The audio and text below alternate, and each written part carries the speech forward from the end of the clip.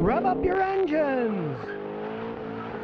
The Andy Tran episode says, Scotty, what car would you buy if you only had $3,000? Okay, if I only had $3,000, I'd go to Craigslist and I'd put in $3,000 within 50 miles of my house, and I'd look at what Toyotas were out there, or if I wanted a sporty car, Hondas were out there for that price range, and then see what was out there. Because you never know what you're going to find for $3,000. It's not much money these days for a car, but on the other hand, sometimes I got cars for my kids for $900. And maybe I had to put $800-900 getting them painted, but they were structurally sound. It's one thing that you can often do.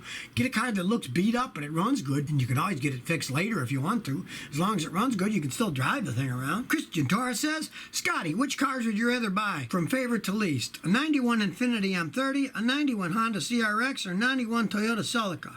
Okay, I'd go Celica, then the CRX, and then the Infiniti, but I'd never buy the Infiniti. They get when they're that old, they can have too many problems. The advantage of the Celica and the Hondas are there's many parts available for them. A lot of them are interchangeable with other Toyotas and the Honda with other Hondas, so you can get plenty of parts at a decent price, and they're really well-made vehicles.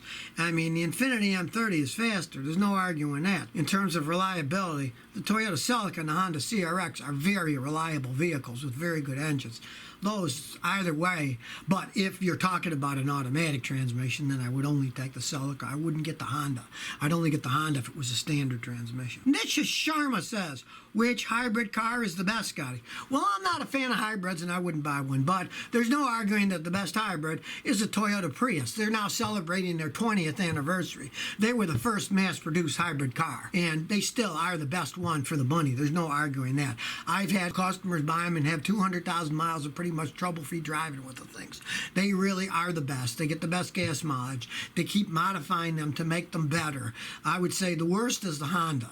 The Honda wasn't that. Now, the Hondas are trying to make them like the Toyotas now. They're changing a lot of their design, but the older Hondas were just garbage.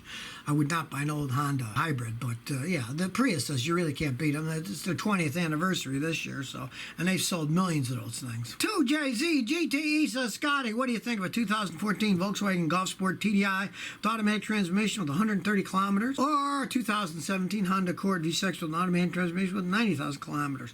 What do you think? Well, I definitely go the Honda Accord. Volkswagens, their automatic transmissions are garbage, and when they break, generally it costs more money to fix them than the vehicles actually work. So I would definitely go with the Honda Accord. Now, their transmissions are a little bit on the weak side, but they're much better than the Volkswagens, and the Accord is a pretty well-made vehicle. Plus, it's only got 90,000 kilometers, and the Volkswagen has 130,000, so I would go with the Honda Accord. TravelMate03 says, Scotty, what's your opinion on Toyota's diesel cars like the Toyota Avensis?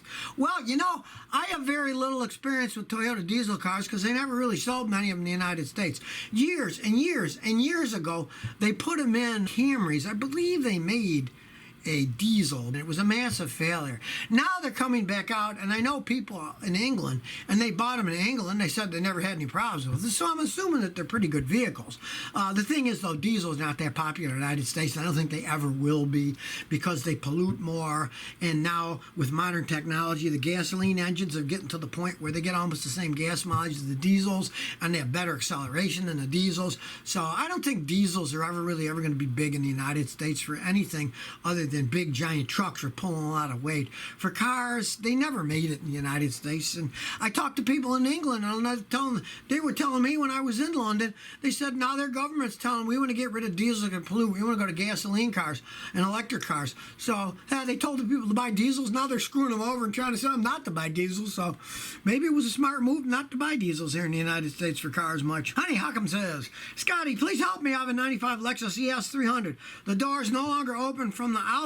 Please help me. Okay. I'm assuming they open from the inside. First thing you want to check to see if the kids have messed with hitting those kid door lock things, if they've messed with those. But if they haven't, and they open from the inside and not from the outside, really, the only thing that's being wrong is your door handles are breaking. Unfortunately, even though it's a Lexus, those frickin' door handles are made out of plastic.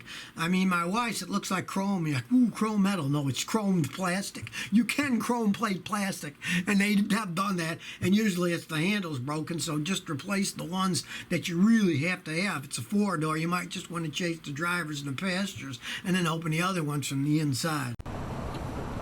So if you never want to miss another one of my new car repair videos, remember to ring that bell.